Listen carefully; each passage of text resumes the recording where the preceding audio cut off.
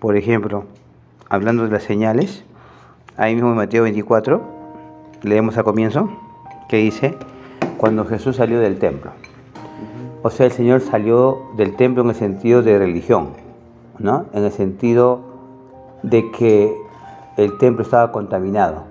Por eso que el Señor en figura echó a los que estaban vendiendo en el templo y luego abandonó el templo, ¿no? Es decir, abandonó todo lo que correspondía a lo que no era Dios. Tenía la apariencia de Dios, pero no era Dios. Ya Dios no estaba ahí. Salió del templo, ¿no? Y se iba y se acercaron sus discípulos para mostrarle los edificios del templo. Respondiendo, él les dijo, ¿veis todo esto, verdad? De cierto os digo que no quedará aún aquí piedra sobre piedra, que no sea derribada. O sea, el Señor quiere destruir ese templo en el cual Él antes habitaba, entre comillas, pero ya no habita más. Dios no habita en manos hechas de hombres en sentido figurado y tampoco habita donde no lo quieren. Él no está en la religión, ¿no? Él no está en la ley antigua mosaica. Él la dio, pero él ya no está, él tampoco ha invalidado, pero su mover ya no tiene que ver con la ley, tiene que ver con la gracia. Estamos en la era de la gracia, ¿no? Así que el Señor dice, todo será derribado y tiene que ser derribado. Muchas veces, sin darnos cuenta, nosotros tratamos de levantar, de edificar lo que el Señor ha derribado. Y eso es un pecado. Tenemos que derribar lo que el Señor derriba y destruir lo que Él destruye. Y edificar lo que Él quiere edificar. Él, ¿qué está edificando ahora? Su iglesia. Entonces, miren lo que dice. 3. Y estando Él sentado en el monte de los olivos, un monte es algo alto siempre, no es algo bajo. ¿Qué dice? Los discípulos se le acercaron en privado, diciendo, ya no fue algo público. La venida del Señor, por un lado, va a ser pública, pero la revelación de su venida va a ser en privado. El Señor no le va a revelar a todos cómo será la situación antes de su venida. Por eso que esta palabra dice que fue en privado. ¿Qué dice, no? Dinos cuándo serán estas cosas y qué señal habrá de tu venida y la consumación del siglo. Quiere decir el fin del siglo. Respondiendo Jesús les dijo, mirad que nadie os desvíe. Lo primero que va a pasar es que Satanás va a usar todas sus fuerzas para desviarnos. No a la gente del mundo. La gente del mundo ya está desviada. No a la gente de la cristiandad que aún está en el templo que el Señor ya derribó. A los escogidos los va a desviar. ¿Y cómo lo va a desviar? Por ejemplo, si estamos concentrados en algo, lo único que Él quiere es desviar nuestra mirada de eso. ¿Para qué? Para que no veamos ni entendamos lo que el Señor está haciendo. Y hoy día la cristiandad en general ha sido desviada en su gran mayoría. Pocos hermanos y hermanas en el mundo son los que no van a ser desviados. ¿Por qué? Miren lo que dice. Porque vendrán muchos en mi nombre diciendo yo soy el Cristo. Por todo lado. No dicen yo soy el Cristo, sino dicen el apóstol de Dios, el profeta de Dios, el enviado de Dios, el Elías de Dios. Y hablan cosas buenas. No son malos hermanos, son buenos hermanos. Hablan de la profecía, hablan de la santidad, ¿sí? ¿Y quién podría decir, bueno, quién va? No creo que un hermano que hable así nos desvíe. Cualquiera que nos vuelva al templo que el Señor ha derribado es un desvío. Porque ya el Señor no está en el templo. Y es lo que muchos no perciben. Cualquiera condena a una persona externamente pecadora, ¿no? Que se emborracha, que está en drogas, que está en lujurias, con mujeres. Ah, es pecador. Eso es lo que todos ven. Lo que no vemos y que tiene apariencia de piedad es lo más peligroso que va a pasar este tiempo. Lo más peligroso. Porque dice, muchos vendrán en mi nombre. Esos son los que van a desviarnos. que podrían desviarnos. No somos que, carambas, tal vez no los vemos a los ojos como perfectos, pero podemos ver que Dios puede fluir en ellos. No, son esos muchos que vendrán en nombre del Señor que van a desviar a los creyentes. Y eso está pasando hoy día. Miren lo que dice. Diciendo yo soy el Cristo, y a muchos desviarán. Luego viene, al mismo tiempo, ojo, esto que dice yo soy en Cristo es para los creyentes, ¿no? Para los que están siguiendo al Señor. Pero de manera externa, ¿qué es lo que tenemos que ver? Oiréis de guerras y rumores de guerras, mirad que no os alarméis porque es necesario que esto acontezca, pero aún no es el fin, ¿ok? Pero ya empezó. No es el fin, pero ya empezó, ¿no? Porque se levantarán nación contra nación y reino contra reino, y habrán hambres y terremotos en diversos lugares. Las noticias, bueno, yo no veo muchas noticias, pero basta ver un poco las redes. En estos 15 o 20 días últimos han habido terremotos en varios lugares. En varios lugares, como nunca. Como nunca. O sea, ya no es como antes, que nos enteramos de un terremoto, ¿no? Que ocurrió en tal lugar, wow, qué pena. Ahora hay, en este momento, hay varios terremotos. Ha habido en Taiwán, en Chile, temblor acá, ¿no? En una parte de Europa, no recuerdo el nombre de este país. O sea, en varios lugares. Y si ahorita buscamos en Google cuántos terremotos han habido o temblores han habido esta semana o 2 semanas, a ver, pues si puede buscar algún formadito, veremos cuántos hay, ¿no? ¿Qué dice? Y todo esto será, escuchen esto, principio de dolores de parto. O sea, no ha comenzado todavía nada. Son principios. Y ya estamos viéndolo, ¿no? ¿Qué dice? Esto ya es netamente para los judíos. Entonces os entregarán a tribulación y os matarán y seréis aborrecidos de todas las naciones por causa de mi nombre. ¿Qué país es aborrecido en gran manera? Israel. ¿Sí? Porque entrar a la franja de Gaza a desterrar a los terroristas que llaman ellos, Hamas, ¿no? Y muchos países están en contra. Y la ONU, todos querían que firmen un tratado de, ¿no? Hace poco, y solo Estados Unidos se opuso a eso, hace una semana, ¿ya? Ok, muchos tropezarán entonces y se entregarán unos a otros, y unos a otros se aborrecerán. Y muchos falsos profetas, ni siquiera dice pocos, ¿no? Muchos falsos profetas se levantarán y extraviarán a muchos. ¿Por qué serán desviados la mayoría? ¿Por qué crees tú, Jesús, que serán desviados la mayoría?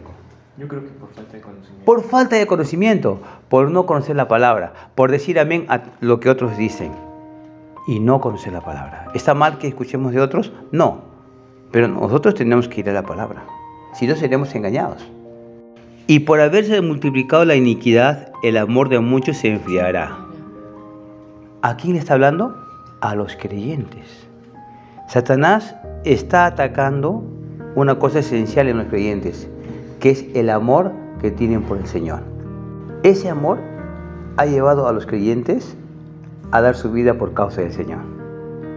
No hay cosa que nos pueda llevar a negar las cosas, a renunciar a muchas cosas, si no es el amor al Señor.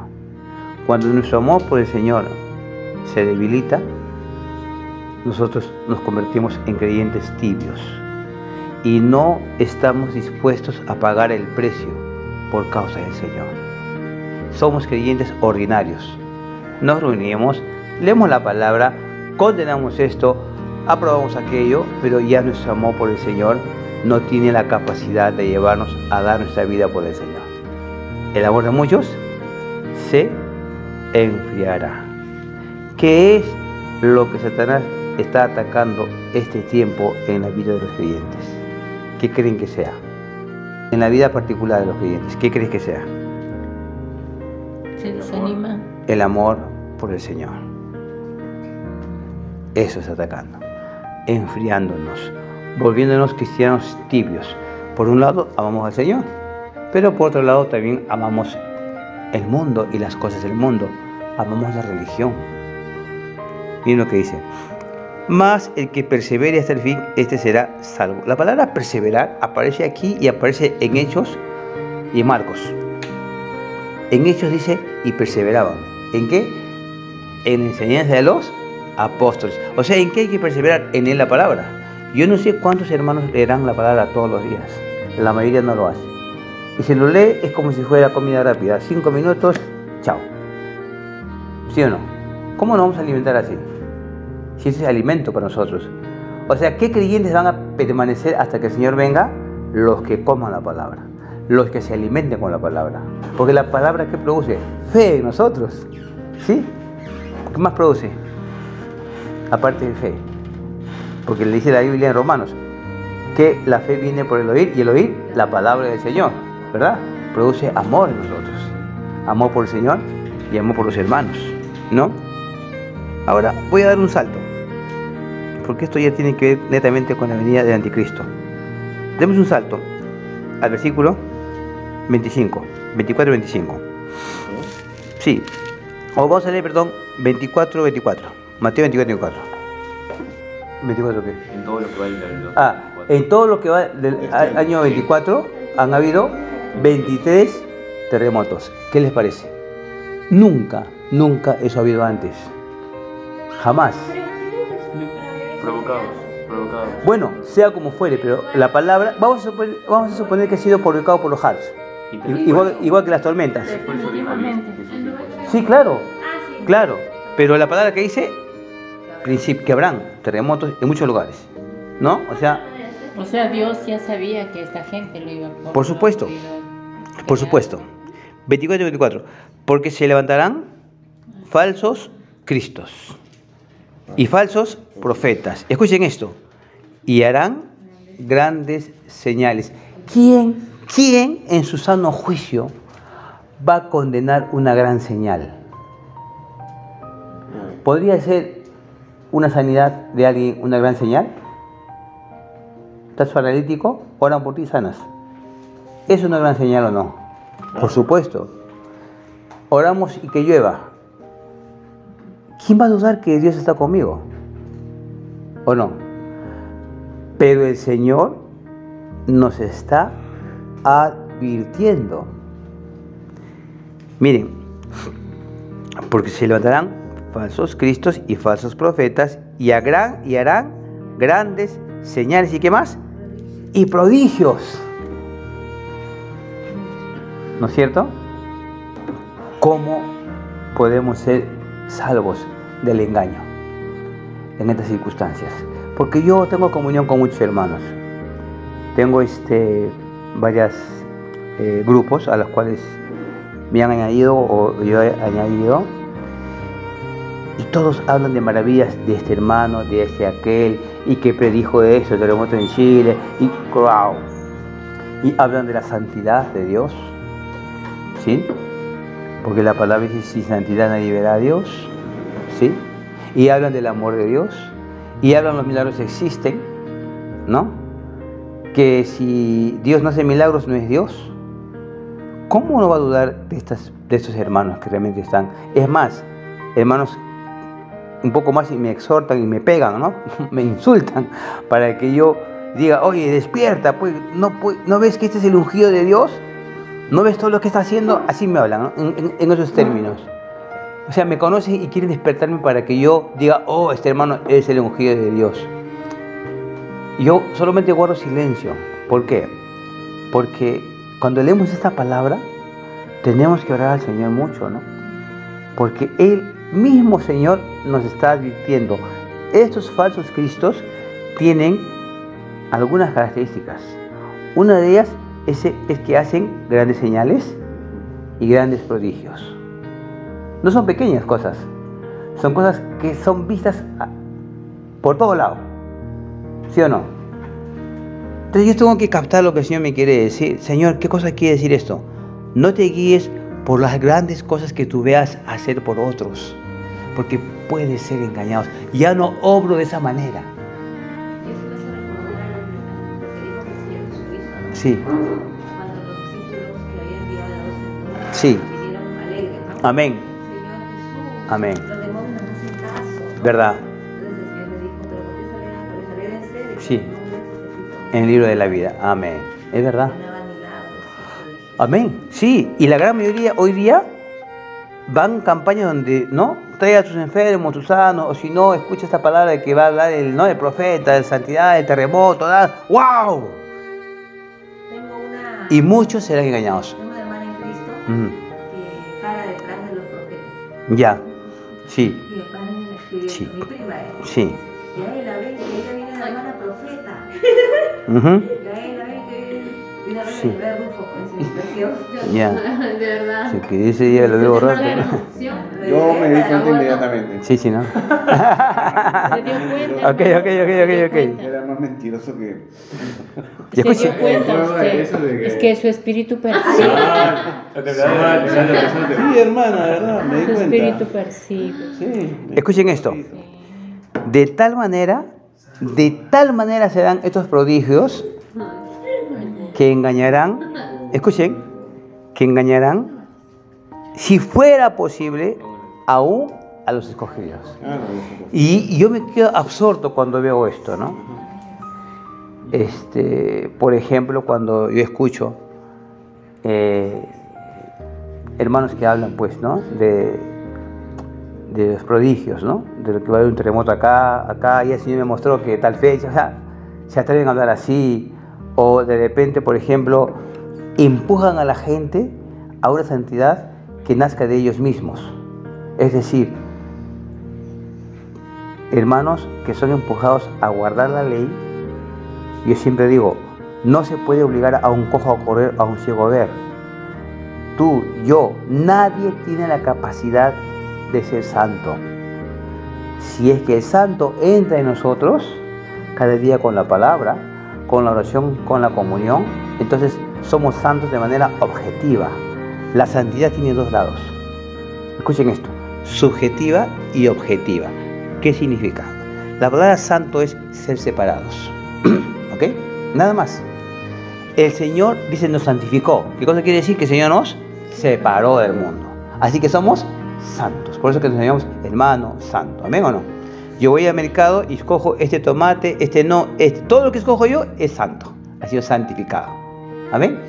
Esa es la santificación judicial. Yo soy un pecador, pero el Señor cuando murió por mí en la cruz y yo creo en Él, en ese momento que yo creo en Él y recibo, ¿verdad o no? Soy santo y soy separado. ¿Sí o no? ¿Por qué? Porque el Señor murió por mí. Es la santificación, ¿no?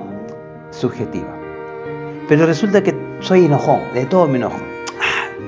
Me molesto, ¿no? Digo algo, ay, perdón, ay, no, qué sé yo, ¿no? ¿No? Ay, caramba, cólera, ¿no? ¿Por qué? Entonces mi carácter, sí, no es santo. ¿Sí o no?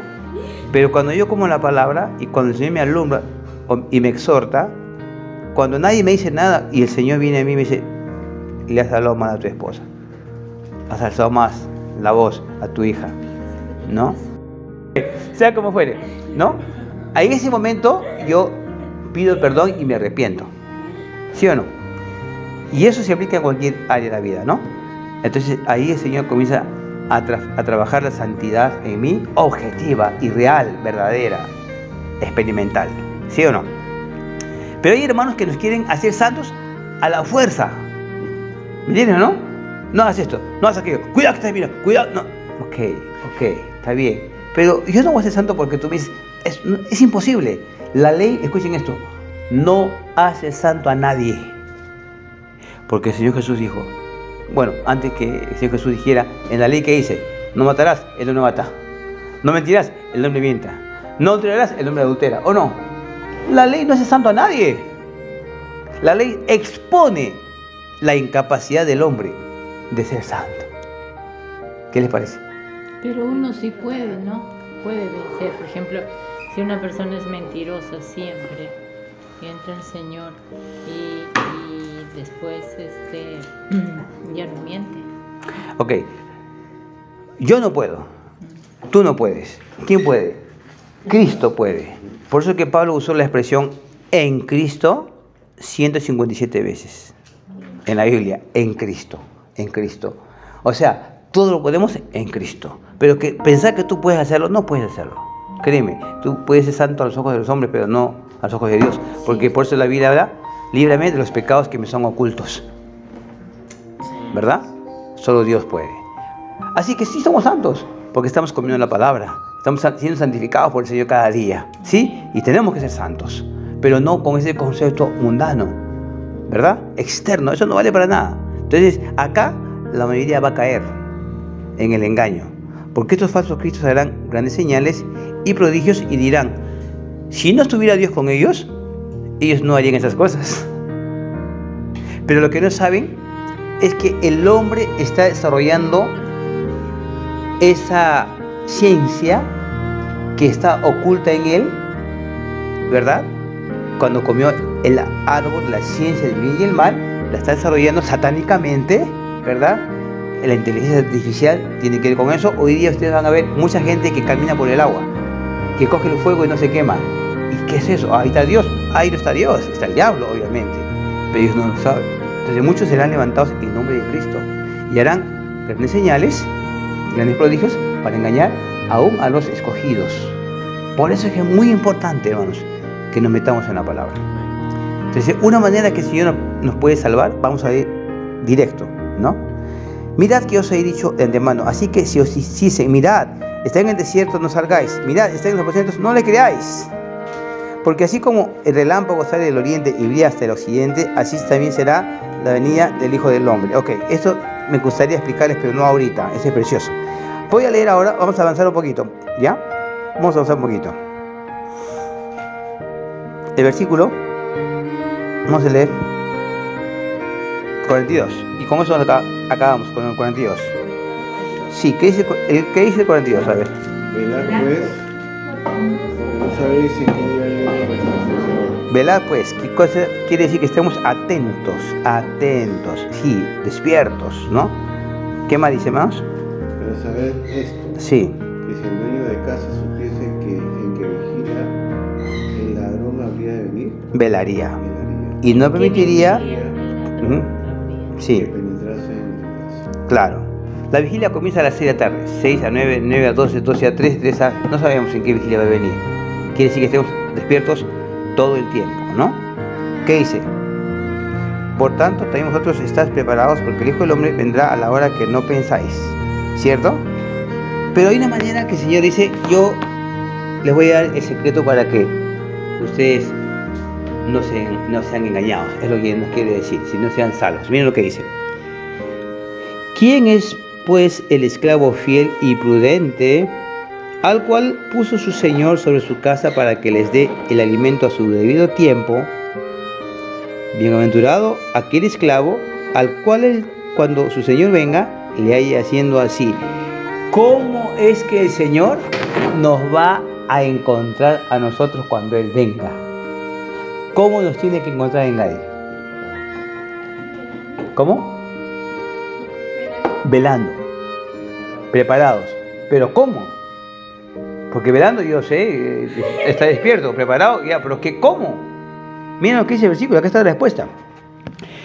45. ¿Quién es pues el esclavo? Nosotros. Fiel y prudente, al cual el Señor puso sobre su casa, que es la iglesia, los hermanos. ¿Para qué? Para que les dé el alimento a su debido tiempo. O sea, ¿qué cosas debemos estar haciendo en este momento? ¿Qué?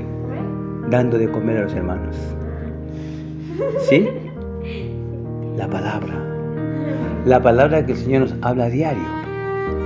Por ejemplo, si el Señor te habla hoy día, ¿sí? Comparta con los hermanos. Si el Señor te habla mañana, comparte con los hermanos. La única manera en que el Señor dice que somos fieles y prudentes es cuando nosotros recibimos la palabra del Señor y la compartimos con los hermanos. Ojo, miren esto, miren, lean bien. ¿Quién es pues el esclavo fiel y prudente? Fiel y prudente, al cual puso su Señor sobre su casa para que les dé el alimento a su debido tiempo, ¿cierto? ¿Para qué el Señor nos colocó en su casa? Para que alimentemos a los hermanos. ¿Con qué vamos a alimentar a los hermanos? Con pizza. ¿Ah? Con la palabra. Con la palabra que el Señor nos dé, con el alimento que el Señor nos dé. Todo aquello que el Señor nos da es para compartir. Por un lado podemos recibir el alimento de manera indirecta a través de otros hermanos, lo que el Señor nos da en la comunión del cuerpo. Pero por otro lado es la palabra, el alimento que el Señor nos da directamente a nosotros. Eso dice que hay que compartir con los hijos. Miren lo que dice. Bienaventurado aquel esclavo al cual cuando su señor venga, ¿qué dice? Le halle así. O sea, acá no hay que hacer grandes señales. ¿Qué te parece? O sea, cuando yo era muchacho, me acuerdo, mi aspiración máxima era ser un predicador. Me subía a los carros, salía a los parques, y un tiempo llegó que llegaron unos hermanos para llevarme a Chile, para hacer un pastorcito ahí. Que era tremendo, pero ya un par de años antes el Señor me había mostrado la iglesia y que eso no venía de Dios, ¿no? Gracias a Dios que pude resistir esa tentación. ¿Y sabes qué el Señor dice? No tienes que ser un gran predicador famoso. No quiere eso el Señor nosotros. ¿Sabes qué quiere? Que alimentemos a los siervos en casa. Casa por un lado es la iglesia, pero casa por otro lado es donde ustedes viven. Ustedes son una familia de 5. Si tú no te preparas para compartir la palabra con ellos, ¿verdad? Si la hermana y a él no se prepara para compartir la palabra, ¿no?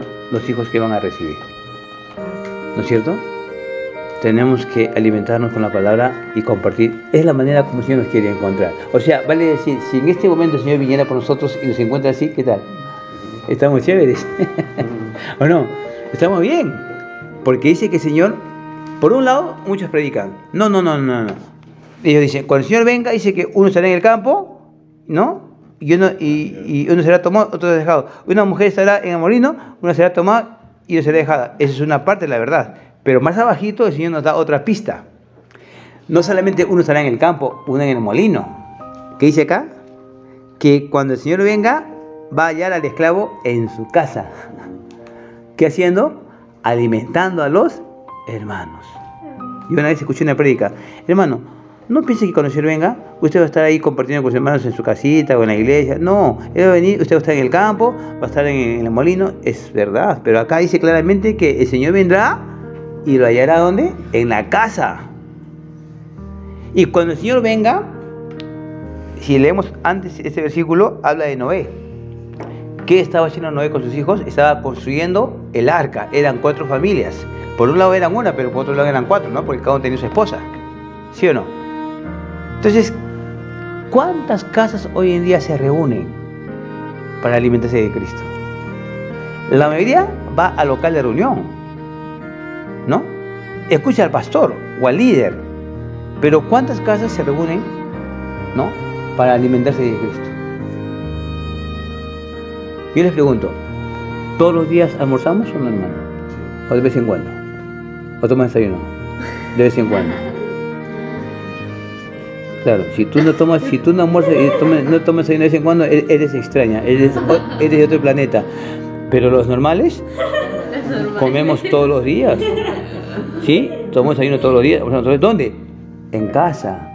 Entonces, ¿por qué no podemos leer la palabra todos los días en casa? ¿Por qué?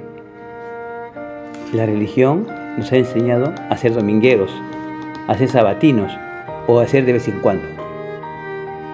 Ese es el engaño. O falta tiempo, eso es mentira. El que dice falta tiempo ya está muerto. Porque le hace a Dios mentiroso. Dios creó todas las cosas hermosas en su tiempo, en su momento. ¿Sí? Así que ya, una vez más, gracias a Dios, podemos ver que somos salvos cuando estamos en la casa reunidos comiendo la palabra. Amén. Y tenemos que enseñar así a los hermanos. Yo le decía el otro día a un hermano, yo estoy un poco triste porque no hemos logrado volver al principio de las casas. Los hermanos siempre vienen acá, bueno, ya no vienen, ¿no? Pero no estamos yendo, nadie abre su casa. ¿Y de qué valdría que tengamos un local grande si la voluntad de Dios es que nos reunamos en la casa? Podemos reunirnos en el local grande una vez al mes para compartir algo, comer juntos, vernos, ¿no? Cantar, qué sé yo, al Señor. Pero lo normal es que cada familia en su casa busca al Señor. Eso es lo que significa, será como los días de Noé. Noé y su casa estaban construyendo el arca. Sí.